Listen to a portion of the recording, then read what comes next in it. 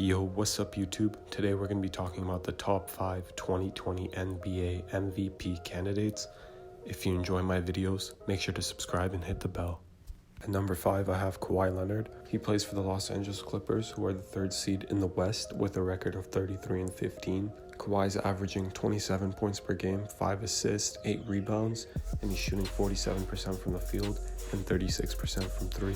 The reason he isn't ranked any higher is because first, he's missed a lot of games due to injury, and a lot of the games that the Clippers played without him, they've won. Second, he has Paul George as a co-star on his team, which takes away from him and his game because he's not the only one leading them to wins. It's kind of like what happened with Steph Curry and Kevin Durant. And third, he has great bench production in Lou Williams, who's basically like a third star because even though he comes off the bench, he's averaging over 20 points per game, and he's really helping them win a lot of games. At number 4, I have LeBron James. LeBron plays for the Los Angeles Lakers, who are doing pretty well at the top of the Western Conference with a record of 36-10. He's averaging 25 points per game, 11 assists, 8 rebounds. He's shooting 49% from the field and 34% from 3. The reason he hasn't ranked any higher is because he's teammates with Anthony Davis, which kind of takes away from his own game. And a lot of the wins are because of Davis or a mix of both of them. And this, again, is like a Steph Curry, Kevin Durant kind of dynamic. Second reason is because he's a lot more passive in games. Not really that he doesn't try, it's just that he defers to Davis and other players a lot more because Davis seems like the more clear number one player on the team. And if you're not really the number one on your team, there's not really a good chance of you winning MVP. And finally, the third reason is because there's just better players who are having more impressive seasons than he is right now. The reasons I have him ranked above Kawhi Leonard is because he doesn't have a guy like Lou Williams who can come in and carry the load when he's on the bench, and he's played more games and has been overall more healthy. And finally, his team has a better record than Kawhi Leonard and the Clippers do. Enough English, and the Rockets go up by 3. Leonard 1 for 2, 1-point game. Both teams with multiple timeouts, and neither team fouls to give. Both in the penalty. Under 2 to play. Harden step back, puts up the 3, got hit, shot's good, and 1. James Harden double team, and a chance for a 4-point play. He just looked at the crowd and said, wow. Like he is in awe of himself at this point. Don't reach, because he's going to preach. And then you're forced to close out. And 1. Wow. At number 3, I have James Harden, who plays for the Houston Rockets, who are the 6th seed and have a record of 29-18. He's averaging 36 points per game, 7 assists, 6 rebounds, and he's shooting 44% from the field and 36% from 3. The reasons he isn't ranked any higher is because number 1, the Houston Rockets have been struggling as of late, and they haven't been doing as well as people might have expected them to be doing. Second is because he has Russell Westbrook on his team, and this again is like a Steph Curry, Kevin Durant kind of dynamic where they each take away from each other's game a little and each kind of take away from each other's case for MVP because they're both leading them to wins. And my third and final reason is because he's actually been struggling as of late in the month of January, and his stats have dropped quite a bit. He's not shooting as well, he's not averaging as much points, he's just kind of in a slump right now. The reason he's ranked above the players I talked about before is because number 1, he's averaging over 35 points per game for the 2nd straight season, something that only Jordan and Wilt have done, and I think Jordan only did that once, so it's pretty impressive. Second is because he's the best ISO scorer in the league. I mean, you just give this guy the ball and he'll get you a bucket. He has to be in the conversation, at least the top 5 conversation for MVP, if that's the case.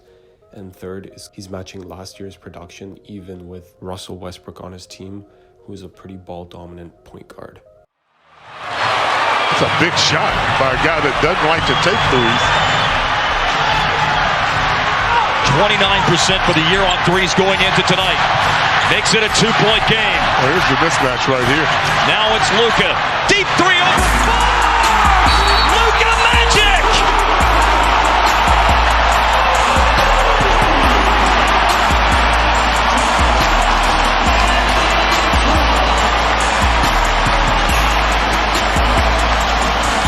What an answer to put an exclamation point on his career high night.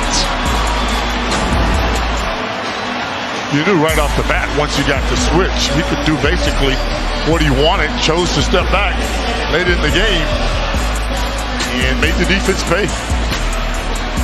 Luka greatness. At number 2, I have Luka Doncic, who's playing for the Dallas Mavericks, and they're the 5th seed in the West. They have a record of 29-18. He's averaging 29 points per game, 9 assists, 10 rebounds, and he's shooting 46% from the field and 32% from 3. The reason he isn't ranked any higher is because straight up he's just not as good as the player I have ranked in the number 1 spot. He's pretty young and could get better, but just the player I have at number 1 is a lot better than he is right now. The second reason is because his team record isn't that good to win MVP. If you remember back when Westbrook won MVP, he was like the 6th seed and people were ragging on him for not having enough wins to be an MVP. The reasons he's ranked above the players that I mentioned before is because number 1, it's only his 2nd season and he's performing pretty much at an MVP level. He's just playing really well, and it's crazy to think that last year he was Rookie of the Year and this year he could be MVP. The second reason is because he's almost averaging a triple-double, and we saw what that did with Westbrook. So, you know, if that's good enough to win MVP, and if you're around the 6th seed, he has a pretty good chance. And my final reason is because he's led the Mavs to the 6th seed when his co-star Porzingis has been struggling a lot this year and has missed a lot of time due to injury. And just to see that he can pick this team up and put it on his shoulders without the second best player puts him above the rest of the guys, just because he's in his 2nd year and he can do all that while leading this team. Out of bounds execution once again. Here he comes. Paul George triples. Antetokounmpo, 15 points.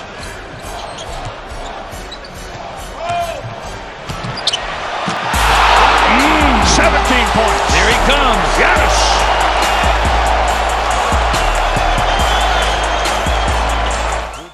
And at number 1, I have Giannis Antetokounmpo, who plays for the Bucks, which is the team that's top of the East right now and has a league-leading record of 41-6. He's averaging 30 points per game, 6 assists, 13 rebounds, and he's shooting 56% from the field and 32% from 3. The reason he's ranked above the players that I mentioned before is just because he has the best record in the NBA, and having a 41-6 record in February, it's pretty impressive. They have a good chance of winning 70 games this year. Second reason is because he's doing better than his last season where he won MVP, so it shows that he's improving on his MVP season, and we saw what that did with Curry. He won a 2nd MVP just because he improved from his 1st MVP season. That just gives him a good chance to win it again this year. And finally, he's shown a lot of improvement in adding a fairly consistent 3-point shot. It's not perfect, but it's up from 25% to 32%, and that's up from 0.7 per game to 1.6 attempts per game. And having an evolution in your game after an MVP season just makes it so that you have a really good chance at winning again.